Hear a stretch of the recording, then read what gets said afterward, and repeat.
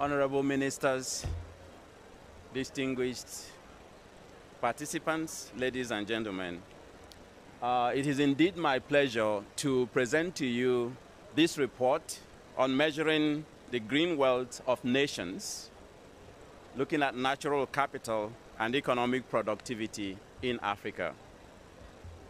As already mentioned by the moderator and my namesake, the Vice President responsible for power, energy, climate change, and green growth in the African Development Bank Group, this report has been developed as a demand-driven report from the highest levels of the African continent, led by President Sassou Nguesso, President William Ruto, and other heads of states, and President Akinwumi Adesina, through the call they made during the Africa Climate Summit for this work to be done, that we need to take into account the green wealth of African countries in Africa's GDP. And that call swung us into action. And this presentation, therefore, will be focusing on 4 key aspects. Where is the? Okay. Those 4 key aspects will be: how do we revalue the green wealth of nations? And we are particular, not saying just Africa, because this is something that needs to be done globally, because when done globally, it helps to achieve 3 main things. First, a more accurate measurement of the wealth of nations, taking into account green assets and also the flow of ecosystem services from those green assets, and also the carbon sequestration that comes from doing that. And we all know, speaking at the COP, that we're all interested in reducing the carbon flux associated with development. And forests, green assets that we have, is doing that naturally. I will call it nature-based solution to actually sequestering carbon from the atmosphere. And as you will see, the value of those sequestered carbon by Africa's forests, the second largest lung in the world, which is in the Congo Basin, is huge. Win-win for climate transitions, for green transitions, but also for creating jobs and driving GDP growth in the world and in Africa. Then the second thing then is looking at the point that my namesake, VP Kariuki, has already mentioned in terms of how are we measuring our natural capital at this moment, the status of natural capital accounting in Africa and around the world.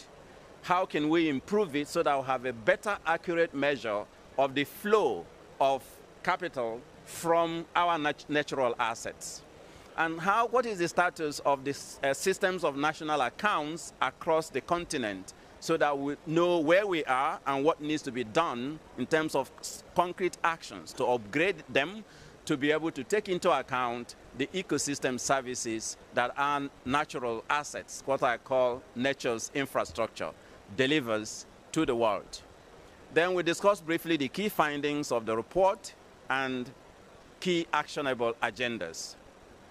First, why do we need to revalue the green wealth of nations? I've already mentioned the 3 major points that it will help us address. And this derives from the fact that GDP, as we know, gross domestic product, is only a measure of all the goods and services produced in a country within a given time. And because it is about produced capital, assets that you have, your forests, your gold, your minerals, were not mined and produced or sold in the markets, does not count in your GDP. And then that means that countries are sitting on wealth of assets that doesn't also count in their credit worthiness or even their credit ratings. And we do know, if you want to go and borrow from a bank, you can use your house, which is a stock, as a collateral for making it liquid in terms of using it to then get finance to do your development. So that needs to change so that Africa's natural assets can count for Africa's GDP growth and GDP and development. Second point, the flow of ecosystem services from nature's assets, both in carbon sequestration, water regulation, air quality regulation, and all those things that nature's infrastructure delivers for us, is the source of life and source of wealth for the world. So it's a public good that is being delivered to the world free of charge. But if I produce a carbon sequestration technology, I'll take it to market and it will be paid for. So we are discussing the carbon markets here, carbon trading and other things. So this question for us then is to how do we make sure that we can monetize that public good that our natural assets are delivering. Then natural capital accounting will then become a positive incentive for green transitions for the world. Because if your natural assets counts for your GDP, both as stock and as flow, there is no need for command and control policies on climate change, because you will naturally take care of it because it counts for your bottom line. It's in your balance sheet. So that's how we conceive this study. And the status of natural capital accounting and systems of national accounts in Africa leaves a lot to be desired. When you look at that graph on the right-hand side there, you find that 2 of African countries are still using very outdated national system of account for 1968. That means that not all the items, including stocks and flow of assets that Africa owns, is being counted. We are still living at 1968. Some of the countries, 13 of them, are still using the 1993 SNA system, and only 38 are using the most updated system. Yet, by 2025, we're expecting a newer system that takes into account the linkages between the environment and the economy, including natural capital. So we really need to take action in order to upgrade our national systems of accounts to be able to take into account all our assets. When you look at Africa's implementation of natural capital accounting in itself, Africa is also lagging its peers. 25 or 26 African countries doesn't have any implementation of the current systems of environmental accounts that's already been implemented by their peers. 8 countries are still at stage 1 of that process. 3 countries are at stage 2 of that process. Only 5 countries are at stage 3 of that process. If you compare that to the rest of the world, in Europe, North America, and others, you'll find that countries are already at 93% in terms of implementing this SEA. That means that when you compare a current GDP that is quoted for an African country and a current GDP for their peers, you are comparing oranges and apples, because it's not all that is contained in the other GDP that we have in our own GDP. And that has significant implications for debt sustainability assessments. It has implications for access to capital. It has implications for cost of capital. But when you look at Africa, our natural assets are immense. In our AEO 2024, we had already indicated that Africa's natural capital is worth about 6.3 trillion, not billion, trillion US dollars as at 2018. And if you look at that, it's distributed across all regions of the continent. So if this asset class is valorized and we are able to include the flow of produced capital by beneficiation and other actions into our GDP is certainly going to grow higher, to be higher than what we have now. So when we go forward, we see that this work is building on already excellent work that's been done by the United Nations Environment Programme. My colleague Pushpan Kumar is joining us virtually, and we'll talk about this during the panel session. When you look at the inclusive wealth of countries, Africa has significant asset classes, again, that we're not yet measuring. I'm not going to dwell so much into it because Pushpam is here to talk about it. But our natural, in terms of inclusive wealth measures, if we re-index by inclusive wealth, is in trillions of dollars, not billions as well. Now, you look at other issues that we need to look at here is then the disparities that we have in the current carbon markets. A lot of market failures where if you look at that line below that graph, that is the voluntary carbon market where carbon is priced at around $5 a ton. But if you look at the European trading system, it is about $70 a ton. So there's a huge gap between the price of carbon in Africa and the price of carbon elsewhere. And the implications, I'll leave you to draw your conclusions. Now, this is the reason why for us, monetizing the value of net carbon flux is very, very important for growing GDP in Africa, but also for driving green transitions, as I have already explained.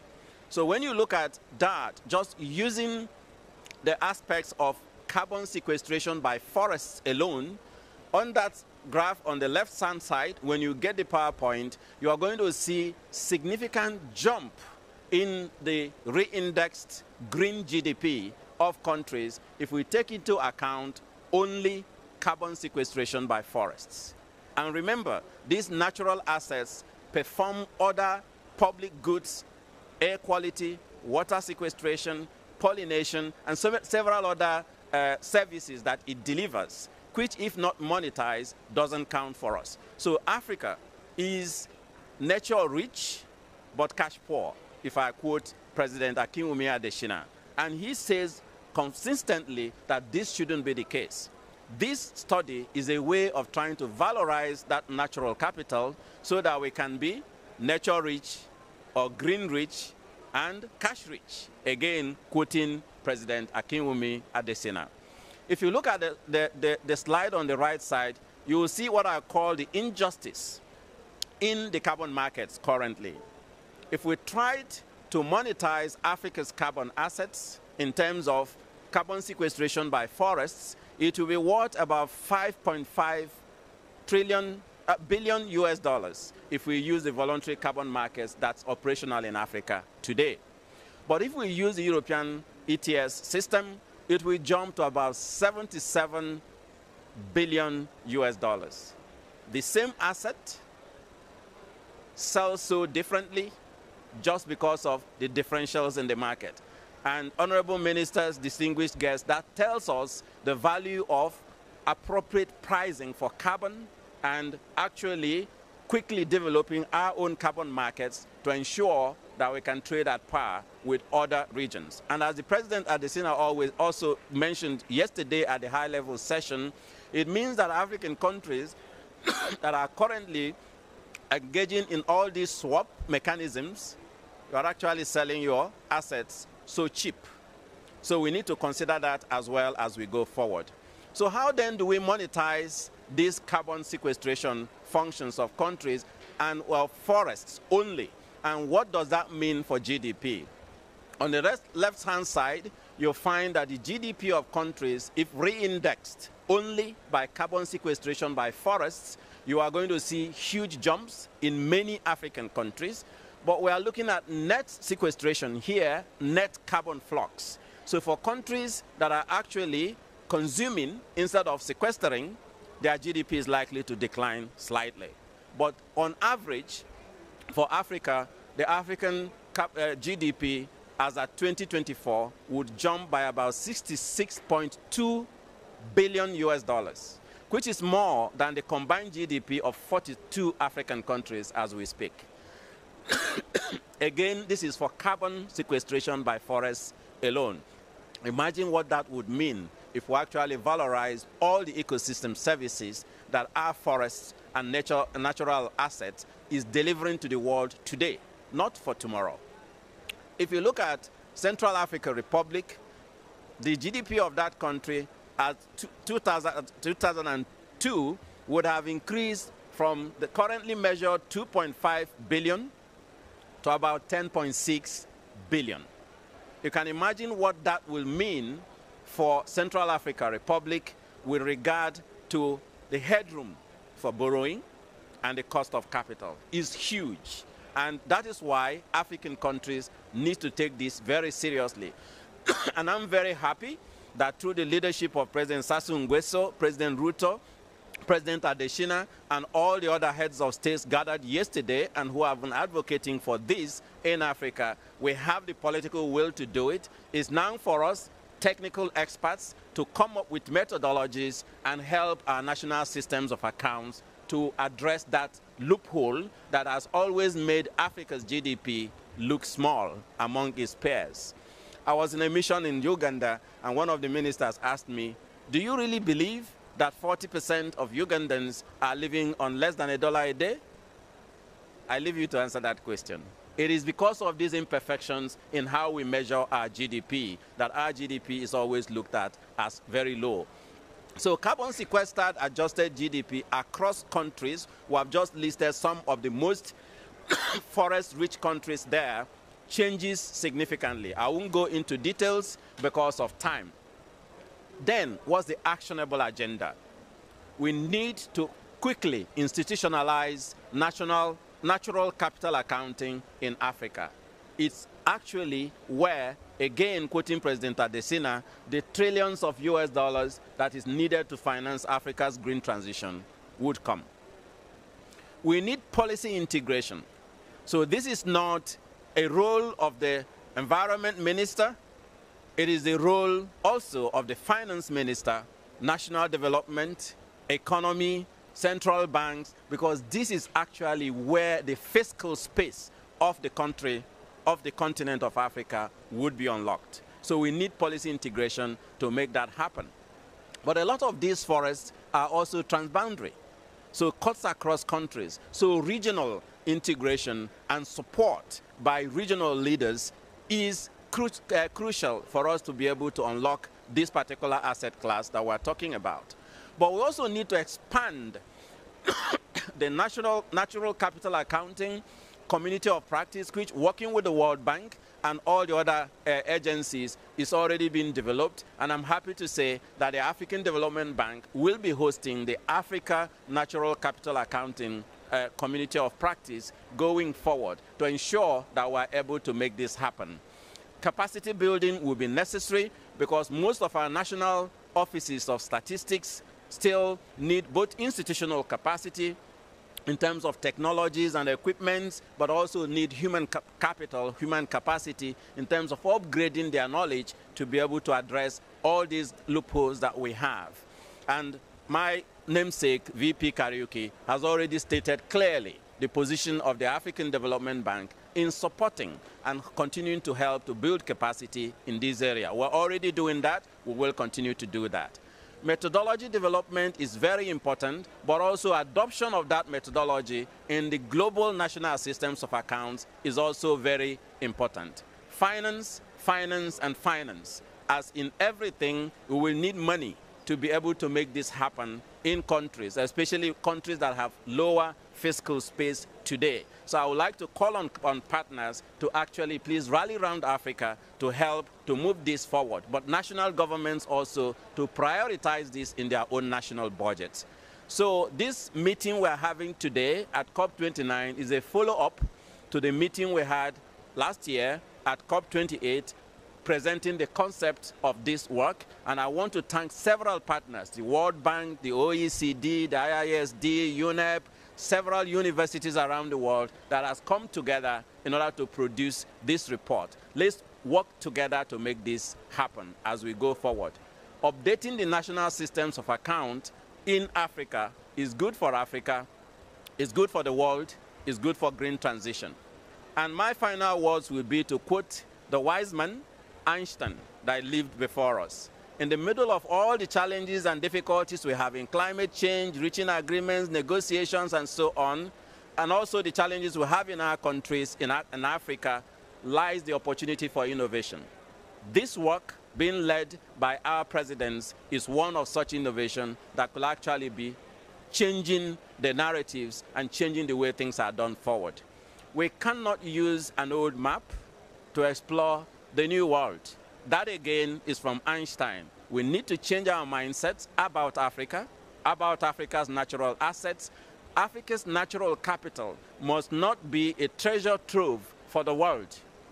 Dig it out, send it somewhere else, beneficiate it, and bring it back to Africa. That's not a model that will be good for the continent. It's not a model that will be good for green transition. So it is not good for climate.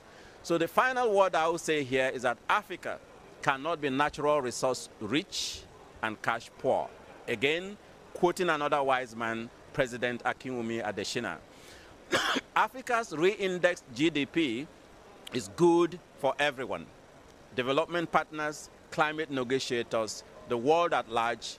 Let us come together to internalize the positive and negative externalities of development action on climate in terms of CO2 emissions by taking it into account in our own balance sheets in countries everywhere, starting from Africa.